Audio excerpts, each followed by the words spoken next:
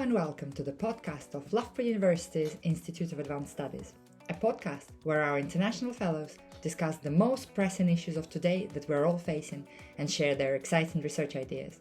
We hope you enjoy today's talk. Thank you for tuning in.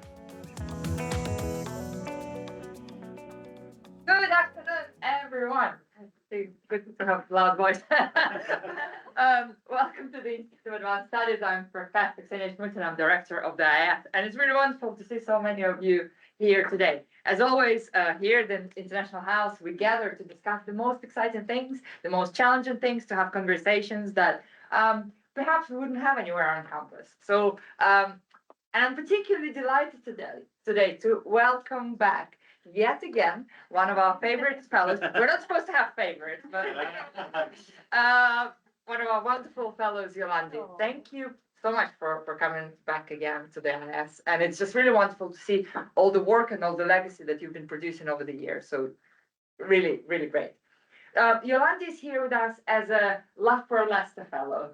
This year we have started hosting fellowships together with our neighbors at University of Leicester and their IAS. And it's really great to see this regional collaboration growing.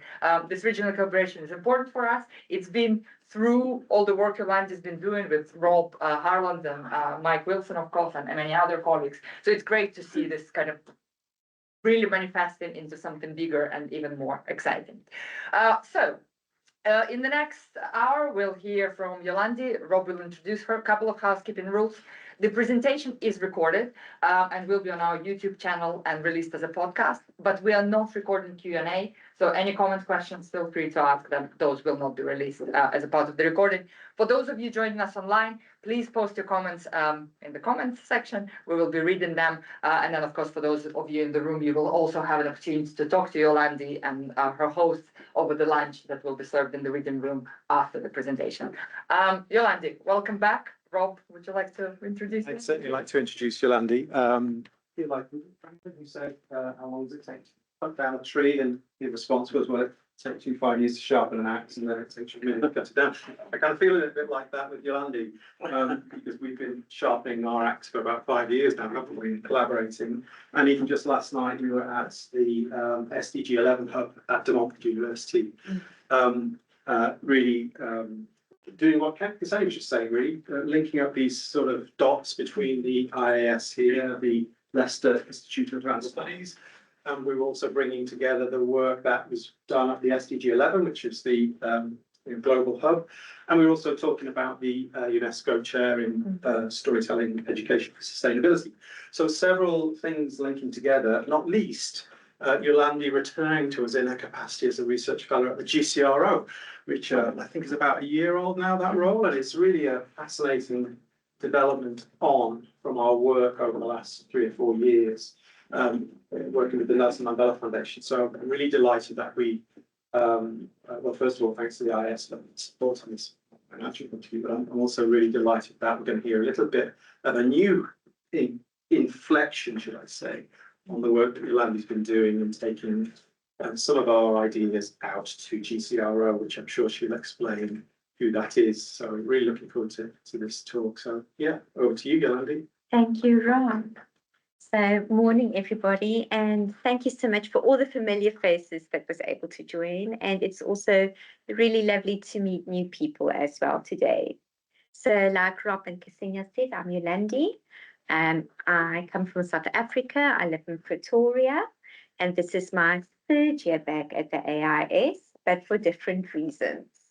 Last year, so the first year it was in the initial phases of our project where we started to explore naming after Nelson Mandela. And last year, we were here with Town Observatory funding to have a panel discussion with Mike, when he was awarded his chair, to open up the dialogue of how storytelling now becomes part of this entire research agenda, together with the GCRO and the Town Observatory and the function of global urban observatories, storytelling, and graphic heritage. So how everything intertwines.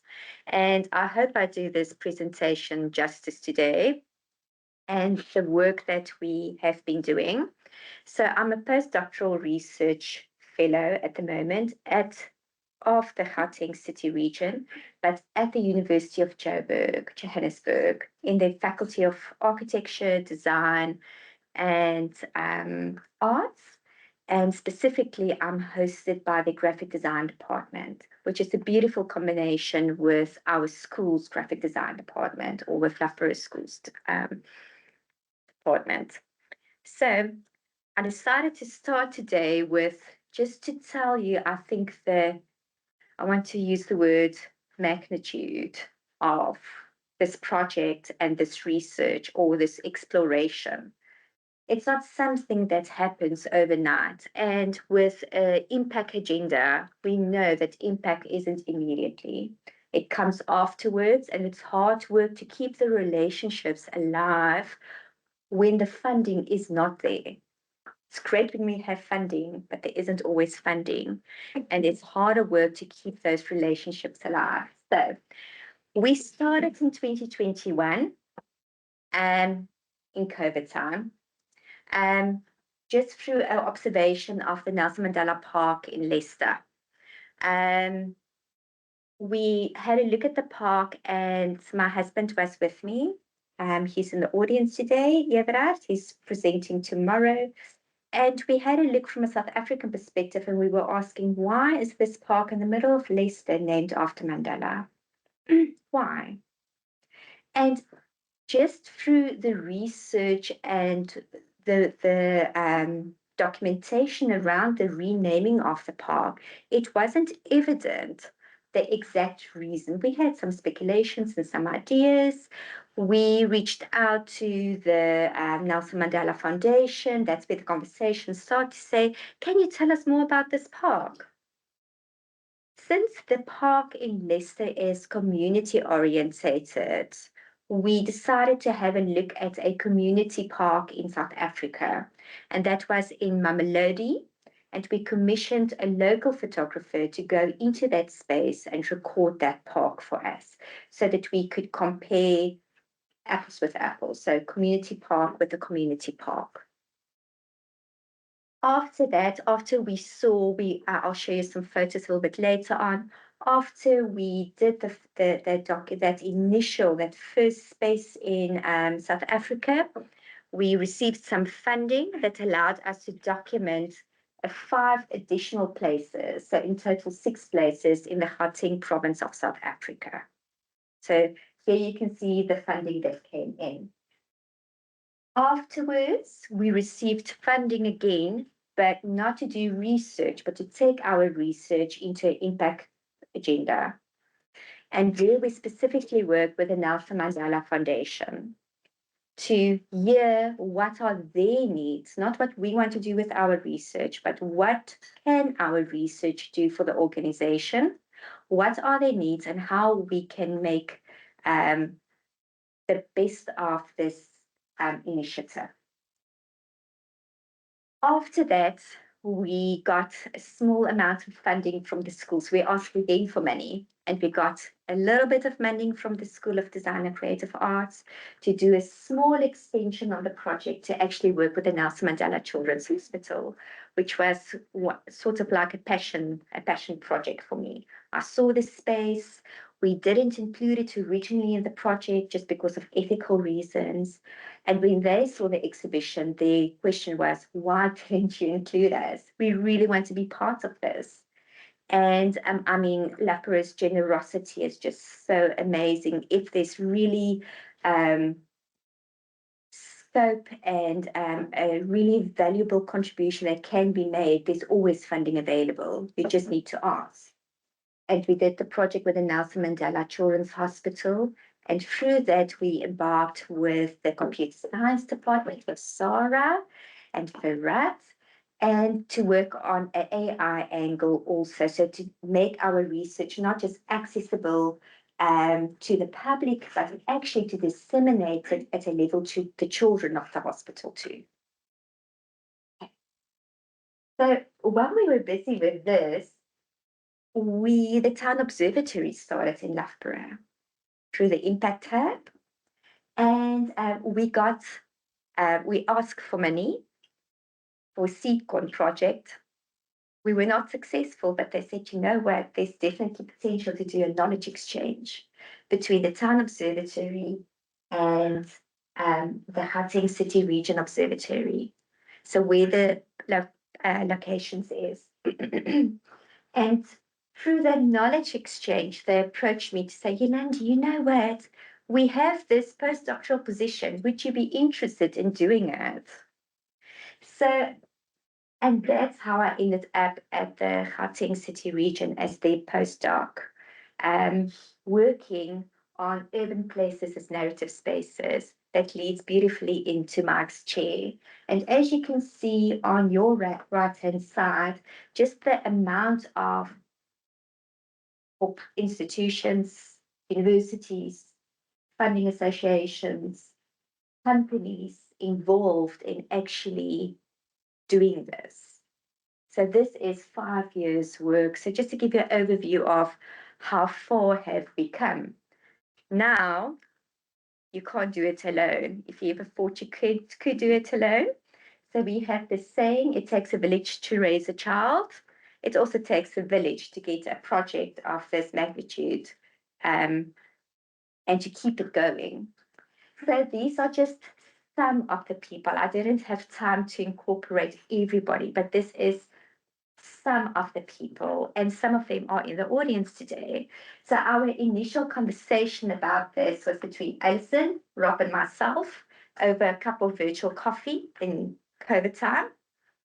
And Mirella was part of the team. She's now back in Brazil.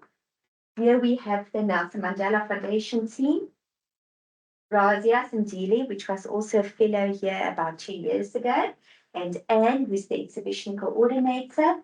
We have Mike, and I'm also part of the Storytelling Academy. So to see how everything fits together, I think often everybody just see like a sliver of it.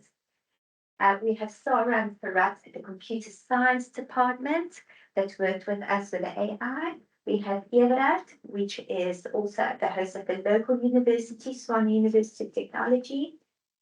We had Inke, he is a entrepreneur, but he also he specializes in stakeholder engagement. So we used someone to help us with stakeholder negotiations and to give a neutral ground. And then we have the exhibition team and the photographers at the top. So Celeste was our main photographer. This is Fidel, who did the Mamelodi photos, and that is Alet, that went into the spaces like the theatre, Mandela Village, and the bridge. Okay, so this is where everything started. So if you forgot about COVID, I wanted to remind you of COVID today, because that's actually where it started.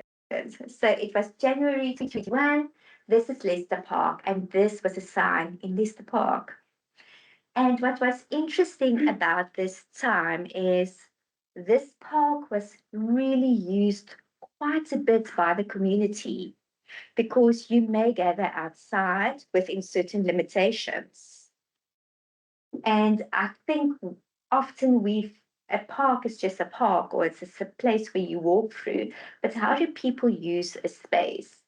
And then if it's named after someone, what's the additional dimension that it gives? So this was my normal walking route that I would walk through weekly. And weekly you would see children playing, you would see some people using the outdoor gym, some people just having picnics, some people walking. But as you can see, it's really quiet just because of COVID. All right. So this is the park named after Mandela in Leicester, and we can see a lot of signage that tells you this is Nelson Mandela Park. And this is the sign that we saw on the bus to tell us that here's a park named after Mandela. Also interesting that the transportation node at that park also has the same name. So how do you know you've arrived? You are arriving at Nelson Mandela Park. Please climb off to go whatever. So how transportation even plays into this space. So places named after Mandela, or any place named after someone or something, serve as narrative infrastructures. They connect our memory or their identity, the civic meaning, and the place. It makes a connection for us. The name creates symbolic value, but the meaning depends on public interpretation and the experience. So if you don't know who Nelson Mandela is, will you know the significance of this park being named after him? And we ask the question, so if you go to a place, what might you expect to learn from a place when visiting about that person? And you can either learn about their life history, you can learn about their significance, you can learn about their values. But there is an expectation. So if you think about any park or any place that you have ever visited named after someone, there is a specific expectation. So some sites communicate Mandela's legacy more clearly, while others not. Some do, some don't. Some is just a naming act, some give more. Named places reveal how our cities negotiate memory, belonging, and representation. And I think this is where the Urban Observatory part come in that I want to highlight. So it's not just, so think about your own town. After whom are your streets named? Or after what? What is the memory that's held in these spaces? All right. So this is just a tentative list of places named after Mandela in South Africa that Celeste and myself compiled. And here you can see Gauteng is quite a bit. So it's according to province, and it's not all of the places. So when we spoke to the Nelson Mandela Foundation, one of the things is they can't keep track of all of the places being named. It's difficult, but you should actually apply if you want to use the name as a naming act. But just to give you an idea of the scope of what we're talking about, not even to say about when we do this exercise for the UK, because there's many places, streets, parks, buildings and stuff named after Mandela in the UK. So if you now think about Leicester Park, here we have the community park in South Africa. It's also a community park, but it is in a township in South Africa, and there's only 2 signboards. The locals don't necessarily know it's called Nelson Mandela Park, even though Nelson Mandela opened this park himself in 1996. Really different to the Leicester Park, but it's still a community park. What is the beautiful thing about this park for me is if you have a look at the top, can you see the dirt roads where the children run up and down between all the play equipment? And in Mandela's speech, he said, this is his wish for the park.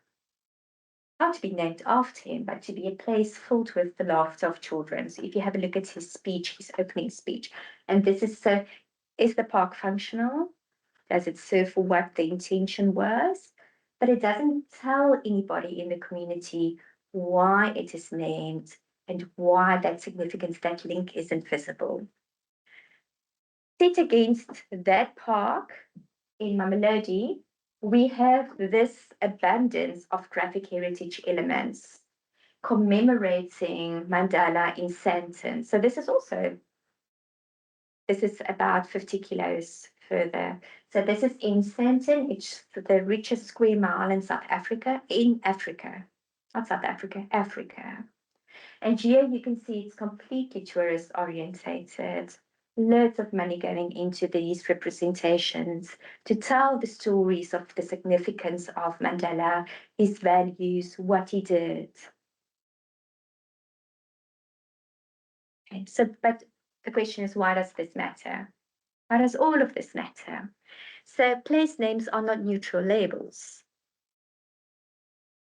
They shape how people remember, navigate, and value urban space. Naming gives symbolic meaning to ordinary streets, buildings, parks, and precincts. It connects public space to political, cultural, or historical narratives. And names can make memory visible, but they can also simplify or obscure complex histories. And then toponymy, the naming act, the naming of a place, becomes a design and heritage question where names shape public understanding. But this is the important point for me, is place naming is embedded in our city infrastructure. So this is an example of Nelson Mandela Bay. It is in the Eastern Cape. It's an entire municipality named after Nelson Mandela, and it's on your road sign. As you come in, you know you have arrived here. So that link to transportation again, or the naming act. Where are you going? You're going to Nelson Mandela University. I'm going to the tourism center of Nelson Mandela Bay. So we use the name, but is the association really clear about it? And Port Elizabeth, East London, both of those towns have now been renamed. But they had specific linkage to the UK. So the Named After Nelson project.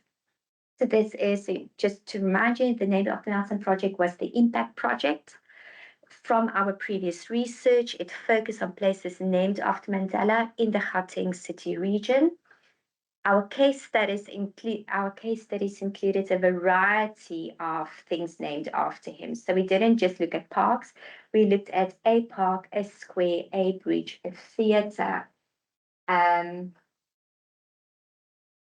village, and what was the other one, Rob? And the Nelson Mandela Foundation itself. And the Nelson Mandela Foundation itself.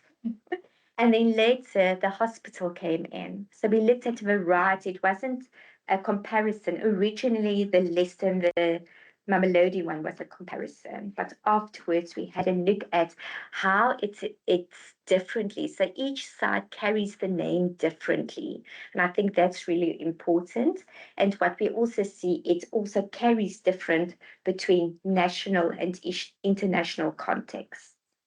So some sites are highly visible, while others are less legible as heritage spaces, like Sandton, really legible as a heritage space, whereas Mamelodi, which is equally important, is less visible.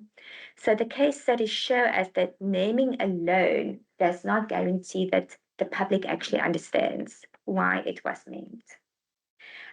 There is a QR code if you want to scan, just to go to the website of the Named After Nelson project. And on there is everything. So all of the photos we took, we uploaded to a repository. We share it with the Nelson Mandela archive so that these photos and the work that we did is accessible to all. The panel designs of the exhibition can also be downloaded and reproduced. And the exhibition was designed to be able to travel. So it pulls out completely flat and then it moves. So it has moved from the foundation to the Children's Hospital to Swan University of Technology. Part of the need of the foundation was that the public actually knows that they have an archive. So we selected items from the archive and incorporated into that impact project, so that with QR codes, so that the public can actually access the archive and see, oh, but here's the entire archive. What else is there? And how interesting is it to help them to share more of the wonderful work that they are doing.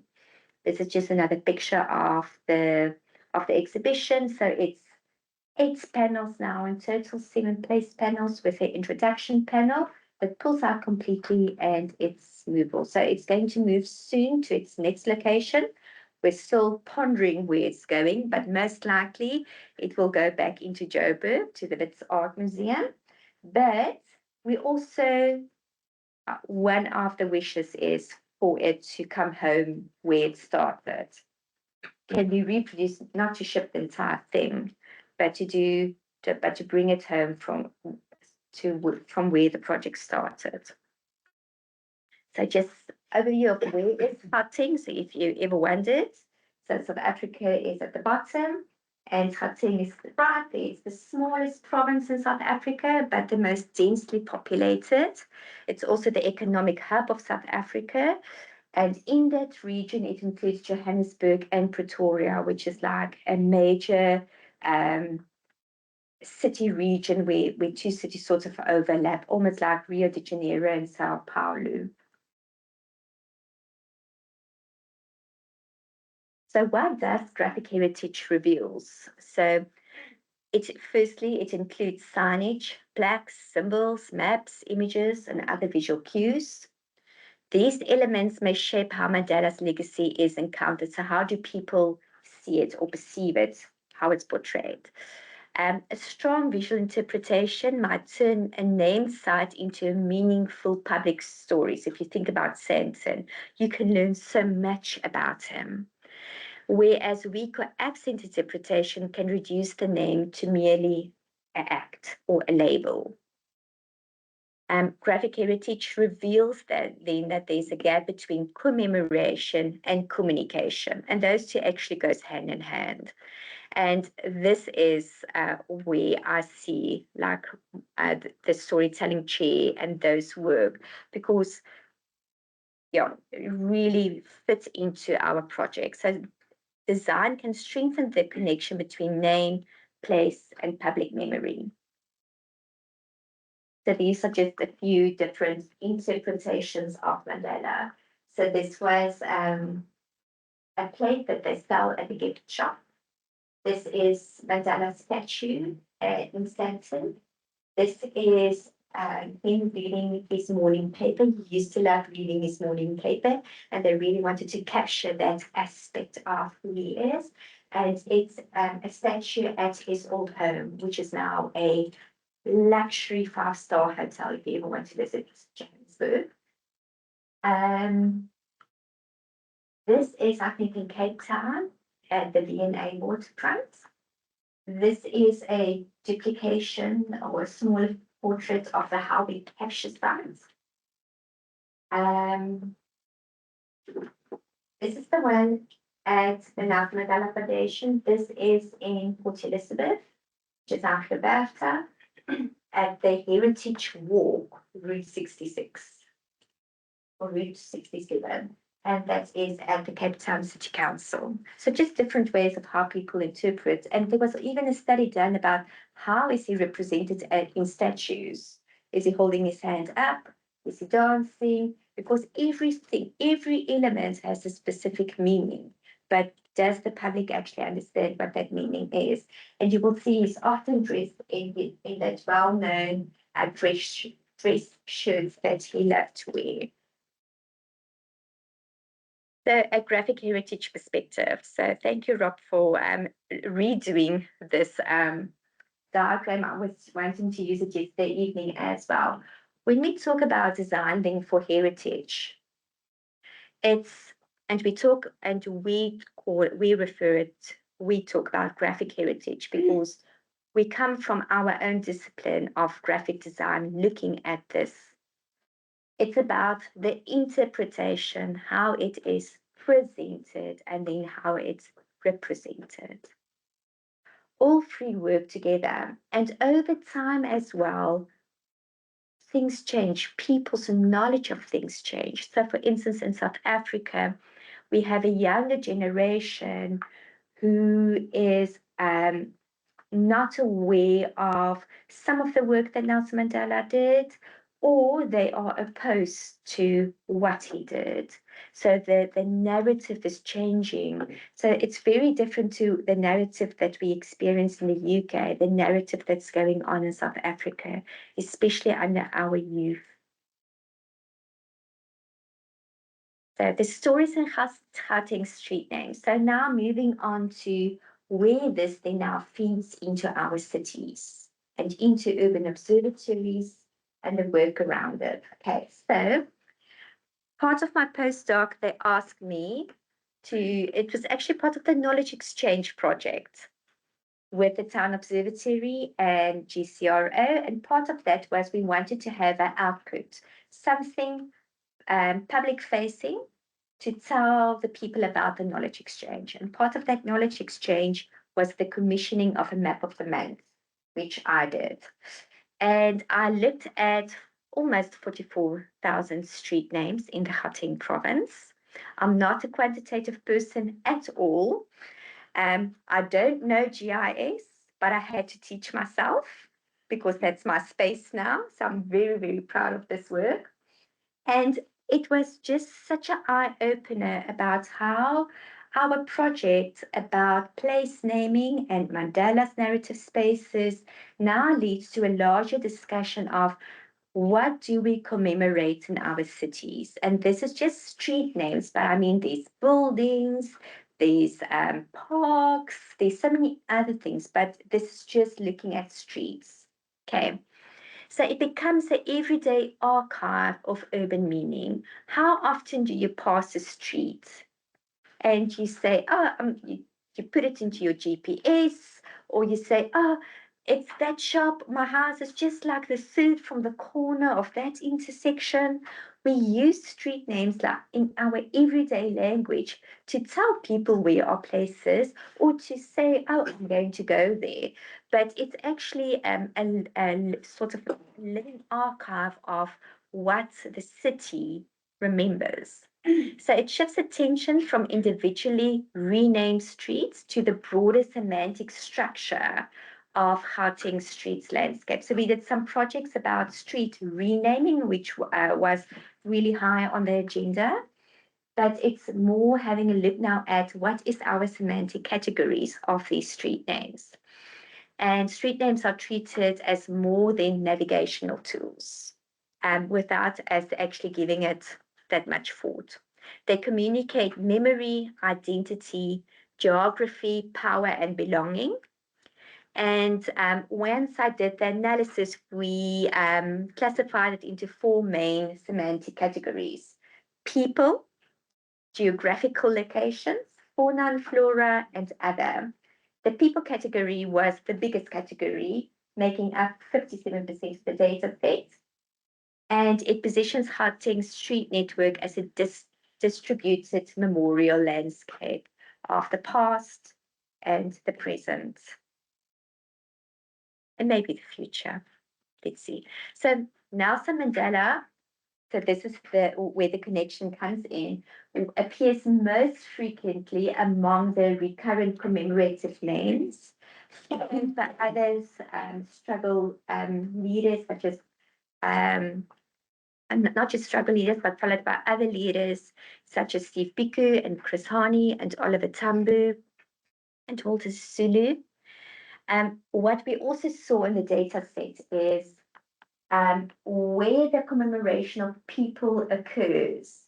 So in the darkest sections on this, these are 2 kilometer square aggregated cells, is in traditionally Black townships in the province. So where they use those struggle names to name their streets. We also see a predominance of male figures or male names within this current canon. And that suggests that commemorative street renaming continues to reflect historically gendered patterns. So still highlighting the need for some of the renaming agenda that is still ongoing. Naming then operates as a form of narrative infrastructure where public memory is embedded into ordinary routes, our addresses, and our everyday movement.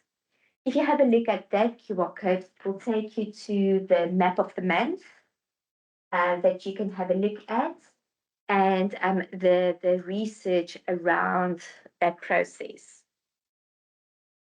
Just to share the other semantic categories for interest's sake, I think this was really interesting. Streets named after geographical locations: North Street, West Street, East Street, South Africa Street, London Street, we have all of these streets named after different places. In this specific dark section there, it's in Cosmo City in the northwest of Joburg. And that entire suburb is named after other African countries. All these streets. The street leading in is called South African Street, and then all the other streets are named after other African cities.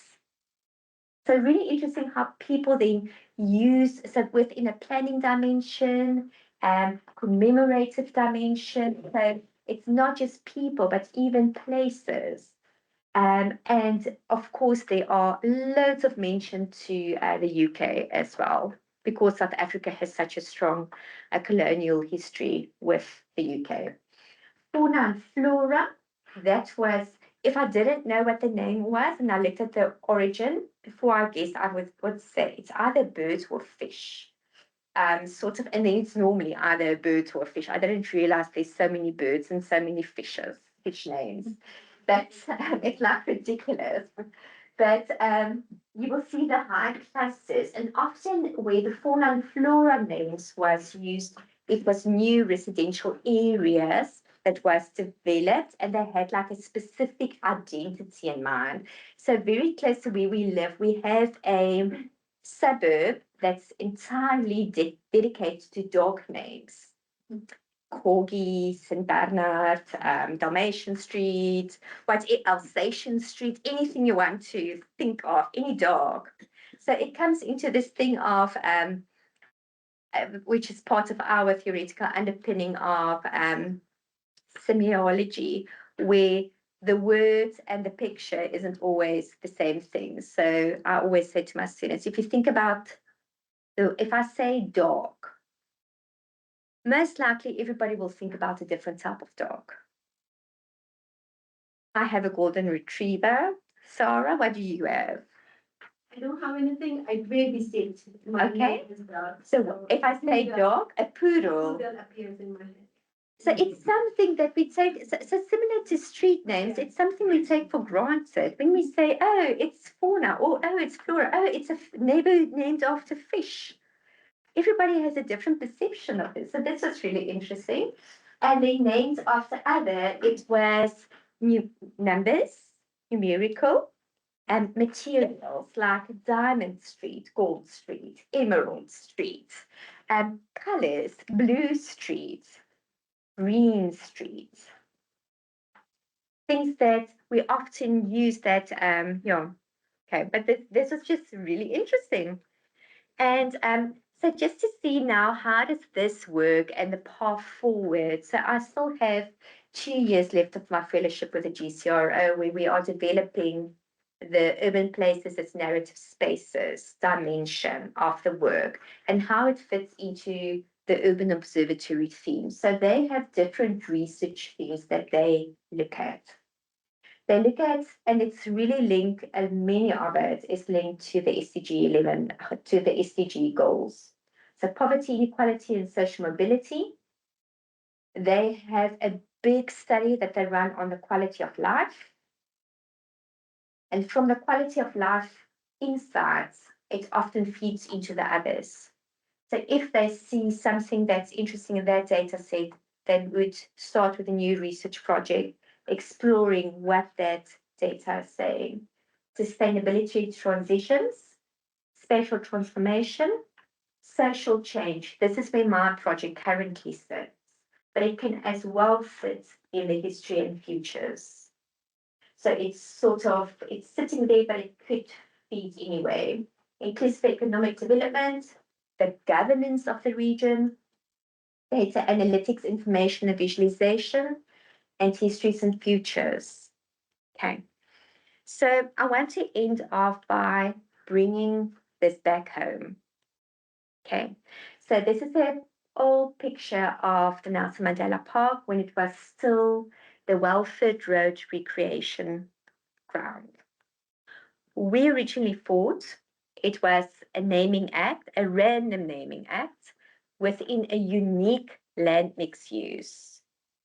But what we realized yesterday when some of the community members attended our talk at the SDG-11 Hub was that it was an intentional naming act within a specific land use context, highlighting the importance, which highlights for us the importance of actually capturing people's stories. Because that becomes history. And if it isn't recorded, nobody will know once they're not there anymore. So in Leicester, Mandela's legacy connects to solidarity, the anti-apartheid history of the city, of the town, but also civic recognition, where the people were the ones that actually initiated the renaming act of that park rather than the council. The comparison with Gauteng highlights how meaning changes across place and across people, because it's the people that need to do the interpretation of that name.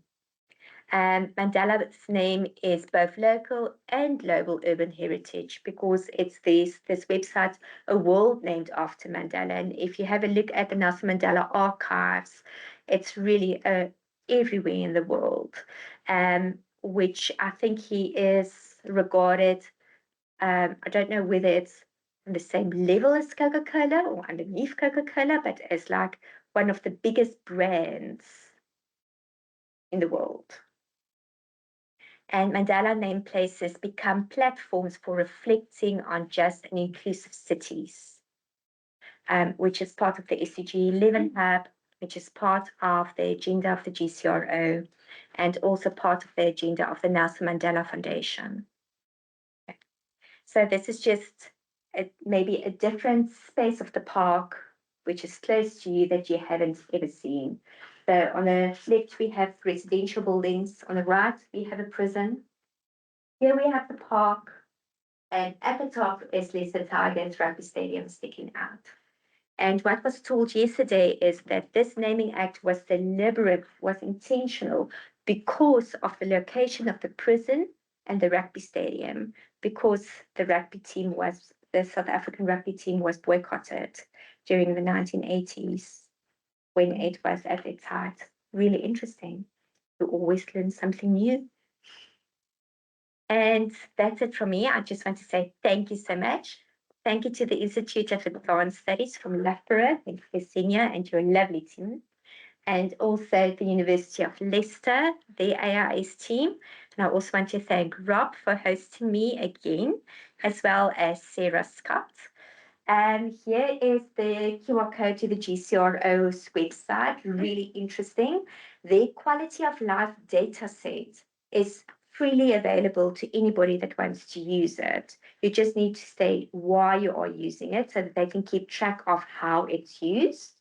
And please follow me on LinkedIn if you're interested in my work, or if you just want to meet or just connect further, there's my email as well. Thank you.